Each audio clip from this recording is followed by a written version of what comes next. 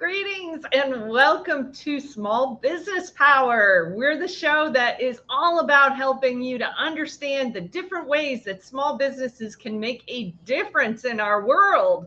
I am Cheyenne Kramer. This is my better half. Don Kramer. Hello, everyone. I hope you're having a great day like we are. Absolutely. And whew, it's a little warm today here in Florida. I'm glad we're heading north soon. You like this weather, though. I know. It's great weather. Don't listen to her. Yeah. He likes hot and humid. That's not my deal whatsoever. But anyway, so today, it's been a while since we have had a guest on a show with us. And today we are just so honored to have a special guest with us today. You want to tell everybody who that is? Oh, man, it'd be my pleasure. I'd love to introduce Tanya Millar, outstanding person with a lot of knowledge, and she's going to pass some of that knowledge on to us today. Absolutely. And one of the things that we love to do is we love to have people tell a little bit about their backstory, because everybody's got a story. And oh my goodness, when it comes to small business owners, there's lots of interesting stories. So welcome, Tanya. We're so happy to have you with us today. Thank you so much, you guys. This is such a privilege to be able to do this with you guys. It's not something I do very often, so I'm going to really enjoy this. As far as my background, it's a little bit complicated and a little bit inspirational as well. So basically what ended up happening is I'm Tanya Millar in Edmonton, Alberta, Canada. So a little bit further away from you guys. And it is a lot cooler here, I can guarantee you that. But basically what ended up happening is I was an advanced care paramedic up here in Alberta for over a decade. So I met my husband along the way, which was pretty great. Thank God he's patient. But I loved what I did. The medicine and, sometimes when you would help somebody, whether that be holding their hand, whether that be giving them a medication, whatever it might be, saving their life, they would look at you and you could see their shoulders like go from this to, and sometimes they'd even say, thank you so much. And to be honest, that's what I do. I need to be able to help people in a significant way overall, to get myself out of bed in the morning, if you know what I mean. It just fires me up. It excites me to be able to help people. And that's why I got in that industry. The unfortunate side of this is I ended up wanting to have a family, which was great. I have 2 young boys. They're 7 and 9. And, they're fabulous. But at the time had just been born, I was, just had the babies and went back to work. And in order to do the job that I loved, I had to put my family second. And I know many of you out there probably feel the same way. And I know a lot of people are able to actually be paramedics and have families, and it's great, but I wasn't able to. I ended up being diagnosed, and I say unfortunately, but fortunately, because I didn't realize that it was going to move me in the direction, put me on your stage today. Let's put it that way. So again, unfortunately, but fortunately, I was diagnosed with PTSD, and I started having a lot of the symptoms. And for those of you out there that are thinking, maybe they're in the medical industry, maybe they're in something else, maybe they're a small business owner and they're working too hard, you won't necessarily know that you're sick, because I didn't know. I had no idea at all. It took a couple of my friends and my husband to bring it to my attention, and then I had to realize that I was actually sick. Other than that, I just thought I was working the daily grind, and this is what I had to do to support my family. After that diagnosis, I won't lie, that was the hardest thing that I had ever done up until that point. And it brought me into the financial field, which was pretty exciting. It was about 4 years ago. And you're probably thinking, paramedic, financial industry, how does that happen? Basically what happens is I phoned a friend and said, hey, we need help with budgeting. We really need help with budgeting. We had 2 financial advisors already in the traditional industry. We thought we were taken care of. So for many of you out there that you think you're taken care of, just get a second opinion, please, because we would have never, but we did. And I'm grateful every single day that we did. I was shown the opportunity at that time because the company was doing an expansion campaign. And I told the lady that sat down with us, I'm like, there's no way I'll ever be in the financial industry, ever. That sounds extremely boring, extremely boring. But guess what, guys? 3-4 months later, I looked at getting into the industry and I thought, man, what she's been able to do for our family, if I could do that for other people and get that thank you and help them in a significant way, then I'm going to do that. So I've now been in the financial industry for 4 years, just a little bit over that. I love what I do every single day, and I love the impact, that positive impact I'm able to have in people's lives. Mm, that's amazing. That's amazing. And so tell us a little bit. I mean, this whole idea of going from a traditional employee into doing something on your own. How did you get over and around and through that thought? Great question. I know many are like, oh, what is the answer to this one? It was a struggle at the beginning because, again, I loved what I did. If I didn't love what I did, I had a very hard time walking away from what I did. Mhm. Again, for that's helping in a significant way. But the mindset has to change between entrepreneur and employee. And I'm still working. I'm a work in progress. Everybody is. But I can honestly tell you, you got to really look at what you're doing. You've got to look at why you're doing it, and you got to look at how you're doing it. So I work for me now, and I love that. Whereas before, I made someone else money, and I Mhm. worked really hard to make other people money. I know everybody has, right? But now, if I take the day off, I know that I'm going to be the one that, the profit's lower or that person doesn't get the help that day. It's going to affect someone else's life. So I have to be very careful and cautious on, self-care, of course, comes number one. But Mhm. also at the same time, I don't want to leave those people hanging. So I need to be able to look after myself as well. Absolutely. Now, I know that you've also told us a little bit about your house is pretty full on a daily basis, isn't it? You're still kind of doing this balancing thing between family and work, and tell us a bit about that. Yeah. So up here in Edmonton, we've made the choice that with COVID, we've kept our kids home for the last 2 years. So both our sons are at home currently, online learning. I am up in my office and they are downstairs. So I have one in the kitchen who's on the computer, online learning. He's 9.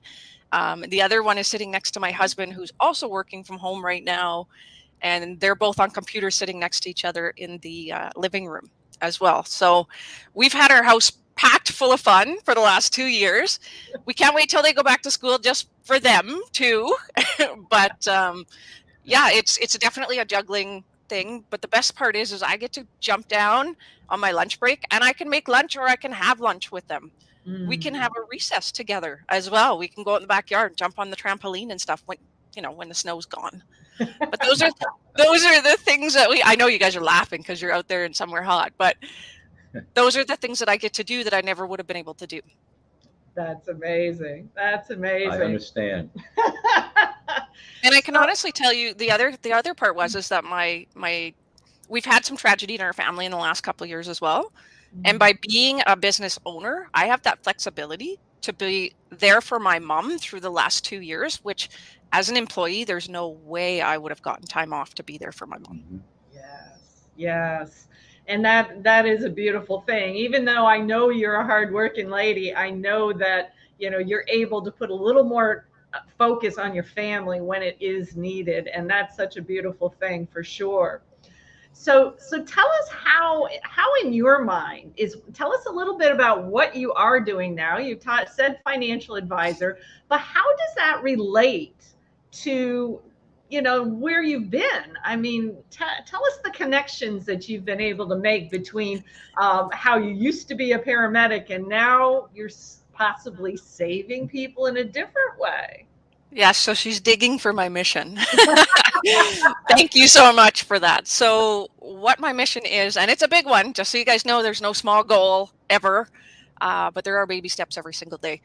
My big mission is being a paramedic for so many years. There's all kinds of types of stresses that put somebody in an ambulance, and let's face it, any stress that you have, it doesn't matter where it comes from, it can cause physical symptoms, which can put you in the back of the ambulance someday, or even in your own car with a medical emergency headed to the hospital.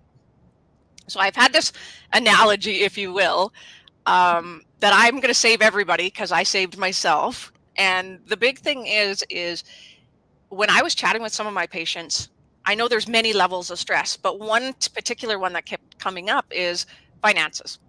So if I can help somebody educate them so they can actually read their statement and know what they're doing, know if their money's working as hard as it can be, know if their family's actually protected with um, enough. Like a lot of people aren't even protected enough. So if something does happen, they're still not in a good position. So my analogy is, if I can teach you some financial education, so you know what's going on in your life, you can pick up the phone and be like, hey, Tanya, I don't understand the statement, and I can explain it. Then maybe one day you don't have that stress. I can alleviate that stress, and maybe you don't end up in the ambulance one day, and some of my paramedic friends can actually get the help they need, or they can just get, a rest and put their feet up for 10 minutes. I love it. She's into PTSD prevention. Hey, if we can help anybody, it doesn't matter how you go about it. I want to be able to help my paramedic friends as well, because there's a lot of them that need it and they just don't know it. Yeah, That's true. Yeah, absolutely. And the more proactive that people like you can be in helping to prevent these total meltdowns that so many people are having right now, that absolutely can help some of your friends who are still in the industry. So yep. I love it. I love it. So tell us a little bit more about, because you recently decided that it made sense for you to be involved in working with us a little bit. We Hear Partnerships has a pretty big vision too. So, I mean, would you be so kind as to just share so that we understand better, what drew you into taking your mission and making it part of a bigger mission? Yeah, absolutely. As I mentioned, the mission is big. Your guys' mission is huge too. And again, it's all about having a positive impact in people's lives. So it doesn't matter where you're at in life, you still need financial education right now. You guys bring people together to collaborate, to change the direction of people's lives in a massive way. And as soon as I heard about that, I was like, you know what, I've got to be involved with them. We've got to figure out how we can change the direction. I know one of your slogans is, if you can be the change, right? If you're looking for a change, you can be the change. And I want to be part of that change. And I know that, with our relationship, all the three of us, I will be able to fulfill my cause, my mission. Awesome. Well, and we are so honored to have you with us and to be part of our prosperity team, because, that's the thing. And especially right now, when we look around and, oh my goodness, do we know what the rate of inflation is now? It's going crazy, isn't it? Yeah, I mean, more and more people are just becoming more and more concerned about their finances, about the state of the economy, where we're going in the world. And so, we know that the best thing we can do for ourselves is to really get more proactive in figuring out how to take more control, how to have more financial empowerment, prosperity empowerment. And I do believe also, I mean, part of your mission also is to help other people start their own business, is it not? Yeah, absolutely. So I know that there's a lot of people out there that have been laid off, and maybe they're struggling, or maybe they're like me and they were burnt out and they were looking for something else, but they didn't know that they were looking for something else. They didn't know where to go. And absolutely. My firm is actually looking for some people right now as well. And I would love for anybody that's looking for something different, just to know that, just check things out. There's all kinds of opportunities out there, and it's terrifying. I won't lie. It is terrifying to make that jump from something that's comfortable to something that's really uncomfortable and brand new, but it is so exciting. And I can also tell you that the another reason why I'm in this, and I forgot to mention this, and I think it's absolutely important, is I had two traditional financial industry people. I had an advisor, my husband had an advisor, and then we had an advisor together. So we had two in total. Get a second opinion if you can, you guys. Okay. You can sit down with a financial advisor, and it's a free consultation. You don't have to do anything, and they can tell you if your money's working as hard as it can be, or if your family's properly protected. I thought I was good. I thought I was good in the mental capacity working in EMS. I had it all handled. We're good. In the financial side, I thought we were good. Have you ever heard that? No, we're good. Well, guess what? I got a second opinion, and I learned that I wasn't as good as I could be. I mean, I'm pretty great. No, I'm just kidding. But But the thing is when we sat down, what I figured out is I was 19 years old when my dad said, get an RSP. Up here in Canada, it's RSP. Down in the States, it's different. But it's at the end of the day, it's all the same stuff. I got that RSP. I put money in there. Why? Because I was going to be a good kid. You know, I didn't want anybody to pay for anything if I passed. Tried to get a will. All I had was a car. The guy told me, he's like, come back when you have something. Okay. That's the kind of person that I was and am. So I went to his guy. He said, go to my guy. He's looked after me and mom and several of my other family members forever. He's awesome. I said, okay, no problem, Dad. So I went there and I consistently put money into this RSP, growing for my future. I got that second opinion and I barely gave the lady that came and sat down, I would barely give her my statement. That's how much I trusted this guy. Okay. After I got into the industry, I decided to look at it. 21 years later, you guys, I was in a high interest account. So I was making 2%. And if that doesn't make sense to you, that's okay. But at that time, a low rate of return was 13%. So I got a little angry, and that is part of my mission as well, is I don't want that to happen to any of you. If if we can sit down and just get a second review, I don't care. You may not be as good as you think, or maybe you're better than you think. Who knows? Who knows? And until you ask, you don't know for sure. Yeah. And you said something about I'm good. I just heard a bunch of stuff yesterday with people saying, I'm fine. And it's like when people say, I'm fine, how often are they really fine? Yeah. That's a good question. I know I said it all the time. No, I'm okay. Okay and fine in the industry. There you go. There you go. Well, so here's an important question, because obviously we're in the US, you're in Canada. Right now, I mean, in terms of working with people, tell people what you are and are not able to do between Canada and the US right now, and what you may be able to do in the future. Yeah, great question. So I am actually licensed in Alberta, Canada, and BC, Canada. But we have a team that's across the whole, all of Canada. So I can connect you with other members that have the same education and can provide that education for you. They're still on our direct team. So I know these people, I like them, I trust them. We're also starting to build into the States. As soon as I'm a marketing director, which should be happening here in the next couple months, I'm able to actually build in the States.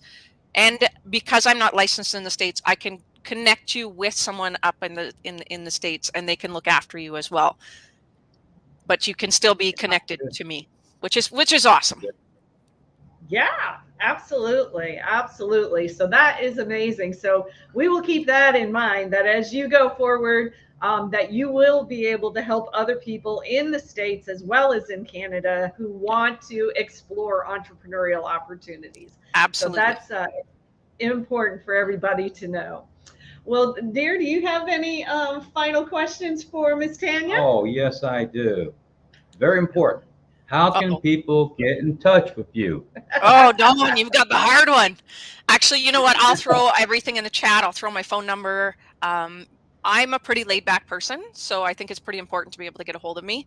A phone call never hurts. I'll throw my phone number in there as well, my email, and all of those fun things for you. But don't hesitate to text me and be like, hi, I saw you on the show. I've got some educational questions. Like, call me, text me, email me. I'll put my website in there as well. Awesome. Awesome. So we are grateful to have you with us today, Tanya. We're grateful to have you as part of We Care. Because yeah, that's exactly what we're all about, is everybody keeps looking outside themselves to be able to create change. And we are full believers. What is it that we tell people? Hey, you are the miracle.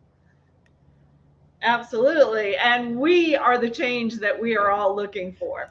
So thank you for being part of the change, for helping to do the change, for being that advocate to stand for healthcare workers and to reduce PTSD all around the world.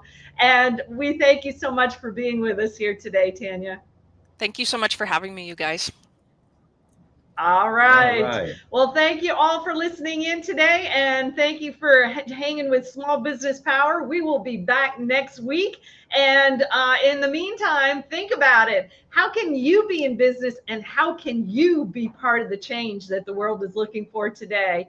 Thank you, everybody. Have a great day. Bye-bye.